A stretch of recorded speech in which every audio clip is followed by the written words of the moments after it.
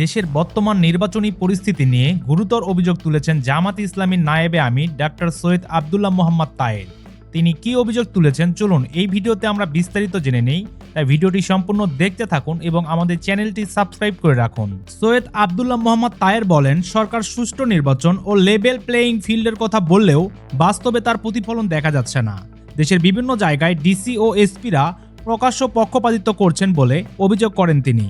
মঙ্গলবার দুপুরে রাজধানীর মগবাজারে জামায়াতের কেন্দ্রীয় কার্যালয়ে এক সংবাদ সম্মেলনে ডাক্তার তাহের বলেন, বারবার অভিযোগ জানানো হলেও নির্বাচন কমিশন ও সরকার কার্যকর কোনো পদক্ষেপ নিচ্ছে না। এতে পুরো নির্বাচন ব্যবস্থা প্রশ্নবিদ্ধ হচ্ছে। তিনি আরও অভিযোগ করেন, দেশের বিভিন্ন স্থানে নির্বাচনী প্রচারের সময় জামায়াতের নারী নেতাকর্মীদের ওপর হামলা ও হেনস্থার ঘটনা ঘটছে। যশোর, কুমিল্লা, টাঙ্গাইল, লালমনিরহাট ও ভোলা, কেরানীগঞ্জ সহ নানা এলাকায় নারী কর্মীদের বাধা দেওয়া, ভয়ভীতি দেখানো ও শারীরিকভাবে হেনস্থার অভিযোগ উঠে এসেছে।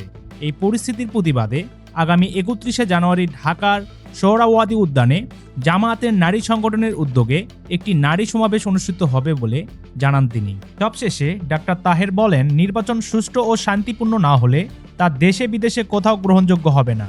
সময় থাকতে দায়িত্বশীল ভূমিকা পালনের জন্য সরকার, নির্বাচন কমিশন ও সব রাজনৈতিক দলের প্রতি আহ্বান জানান তিনি। সম্মানিত ভিউয়ার্স, ডক্টর তাহেরের এই অভিযোগগুলো ঘিরে আপনার যদি কোনো মতামত থাকে তাহলে অবশ্যই আপনি ভিডিওর নিচে কমেন্ট করে জানাতে পারেন।